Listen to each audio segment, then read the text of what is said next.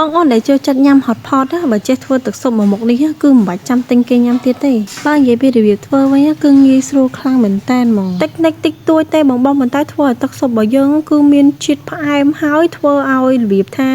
បងដែលធ្លាប់ញ៉ាំ hot pot គឺដឹងហើយរៀងហឹលតិចអីអញ្ចឹងណាហាត់បន្លែសាច់គោអីហ្នឹងគឺយើងហាន់ត្រៀមទុករួចជាស្រេចខ្លះសេទុកឲ្យត្រជាក់អញ្ចឹងមកហើយយើងមកចាប់ផ្ដើមធ្វើជាមួយនឹងទឹកស៊ុបយកហ្មងចាដំបូងហ្នឹងគឺខ្ញុំដាក់ជាមួយនឹងប៊ឺមកបន្តិចដើម្បីយើងរំលីងគ្រឿងឲ្យឈ្ងុយអញ្ចឹងណាដាក់ប៊ឺចូលមើលតែវារៀងរលាយអីហើយអស់ហើយហ្នឹងបងដាក់ជាមួយនឹងខ្ទឹមបារាំងកន្លះមើមឆាខ្ទឹមបារាំងហ្នឹងឲ្យឡើងឈ្ងុយហើយគឺខ្ញុំដាក់ជាមួយនឹងដុំស៊ឺឆាន់របស់ខ្ញុំហ្នឹងគឺមួយកណ្ដាត់ដុំព្រោះដុំស៊ឺឆាន់ណាបងទិញគឺរើសម៉ាក់តិចទៅព្រោះដុំស៊ឺឆាន់ខ្លះគឺក្លិនហាងអត់ឆ្ងាញ់ទេប៉ុន្តែដុំស៊ឺឆាន់ខ្លះដាក់មកគឺដឹងជាតិស៊ឺឆាន់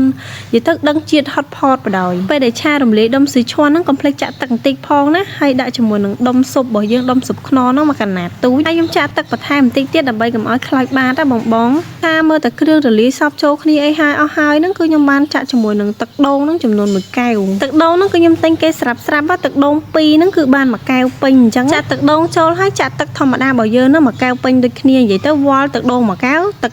ធម្មតាហ្នឹង1កែវហើយបន្ថែមជាមួយនឹងស្ករសមួយស្លាបព្រាកាហ្វេរំជីវ៉ាន់ស៊ុយហើយនឹងស្លឹកខ្ទឹមចូលគ្នាហើយបង់ចូលក្នុងទឹកស៊ុបរបស់យើងហ្មងបើសិនជាបងដាក់ការ៉ុតឬក៏ពោតដូចខ្ញុំមិនចេះអីគឺបងអាចដាក់រងាស់ហើយឲ្យចេញជាតិណាពួកគ្រឿងដាក់នៅលើស៊ុបវិញគឺខ្ញុំថែមជាមួយនឹងសាច់គោហាន់ហើយប្រទេសស្ដើងហើយពងមាន់ដែលដាក់លើសាច់គោហ្នឹងគឺខ្ញុំយកតែផ្នែកក្រហមទេហើយយើងរោយល្ងតំណងតិចចឹងទៅមានប្រហិតមានបន្លែមានអីអញ្ចឹងណាបងដូចយើងធ្វើស៊ុបចឹងណាមើលតែទឹកស៊ុបរបស់យើងពុះហើយហ្នឹងគឺស្រង់ជាមួយនឹងជីវ៉ាន់ស៊ុយស្លឹកខ្ទឹមហ្នឹងចេញទៅបងអាចរងាស់ចោល5នាទីអីទៅដាក់ភ្លើងរឹមឲ្យចេញជាតិចេញពីពោតហើយនឹងបន្លែផ្សេងអញ្ចឹងណាបន្ទាប់មកហ្នឹងគឺបងគ្រាន់តែភ្លក់មើលទៅតាមចំណង់ចំណូលចិត្តមើលតែល្មមរសជាតិដែលបងចង់បាននៅអីអញ្ចឹងណាចឹងហើយគឺយើងចាប់ផ្ដើមដាក់ញ៉ាំតែម្ដងទៅធ្វើស៊ុប hot pot ចេះគឺចោលអត់បានហ្មងជាមួយនឹងប្រភេទជាមីជាកាទៀវជាអីបងហើយថ្ងៃនេះផងដែរគឺខ្ញុំមកដាក់ជាមួយនឹងមីប្រភេទមីរបស់ខ្មែរយើងមីល្ពៅតែនិយាយពីមីល្ពៅនេះវិញគឺតម្លៃសមរម្យខ្លាំងមែនតែនហ្មងម្ដុំហ្នឹងបើយើងចែកតម្លៃជាទិញកេះគឺម្ដុំហ្នឹងអត់ដល់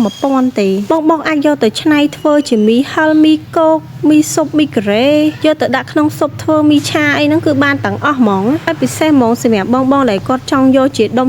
មកជាកេះដល់ទៅច្នៃធ្វើជាមីហឹលមីឆាអីគឺត្រូវខ្លាំងមែនតើដោយសារតែសាច់មីរបស់គាត់គឺស្វិតតុនឆ្ងាញ់ល្មួតនិយាយទៅគឺថាមីហឹលរបស់កូរ៉េហ្នឹងគឺដូចតែម្ដងហើយជាពិសេសហ្នឹងគឺថាចាមិនថាក្មេងទេញ៉ាំហើយគឺអត់ក្តៅកទេបងសម្រាប់បងដែលចង់សាកសួរតម្លៃអីគឺខ្ញុំនឹងមិនសិនឈ្មោះផេករបស់គាត់នៅខាងលើវីដេអូហ្នឹងគឺអាចសាកសួរព័ត៌មានគាត់បានព្រោះថាខាងគាត់ហ្នឹងមិនមែនមានត្រឹមតែសាច់មីទេណាបងសូម្បីតែមីកំប៉ុងឬក៏ទឹកគ្រឿងផ្សេងគឺគាត់មានច្រើនមែនតើខាងគាត់មានទាំងបោះដុំមានទាំងលក់រាយកន្លែងមកមើលស៊ុបរបស់យើងវិញគឺថាឃើញតែពុះទឹកស៊ុប hot pot របស់យើងពុះខុចដាក់ភ្លើងតិចរឹមអញ្ចឹងមកពុះបដាញ៉ាំបដាហត់ក្តៅនោះឆ្ងាញ់ណាស់បងប្អូនអើយនិយាយទៅតតែអ្នកចូលចិត្តញ៉ាំ hot pot ទៅយកអារម្មណ៍មួយហ្នឹងគឺថាបានហត់ទឹកស៊ុបក្តៅអញ្ចឹងឆ្ងាញ់ខ្លាំងមែនតែនហើយដូចបងឃើញអញ្ចឹងទៅសាច់មីវិញគឺឡើងភ្លឺរលោងស្វិតឆ្ងាញ់ត្រូវជាតិគ្នាបដ ாய் ដាក់ជាមួយនឹងបន្លែសាច់គោប្រហិតដាក់ពោតដាក់អីចេះមកអូហូយឆ្ងាញ់សាហាវព្រៃផ្សាយបងប្អូនហើយជ្រលក់ជាមួយនឹងទឹកជ្រលក់ចេះទៀតទឹកជ្រលក់ដែលខ្ញុំជ្រលក់នេះគឺទឹកជ្រលក់ដែលខ្ញុំធ្វើជាមួយនឹងបាកាអប់បឺថ្ងៃមុនណាគឺត្រូវគ្នាខ្លាំងបដ ாய் ណារបៀបថាទឹកជ្រលក់របស់យើងជូរហឹលក្លិនជីវ៉ាន់ស៊ុយជ្រលក់ទៅគឺត្រូវជាតិគ្នាខ្លាំងមែនតែនហ្មងចាប់សរសៃមីដុំធំចឹងដាក់ចូលមាត់ចេះមកជាតិសាហាវហាមាត់មកបងខ្ញុំបញ្ចុក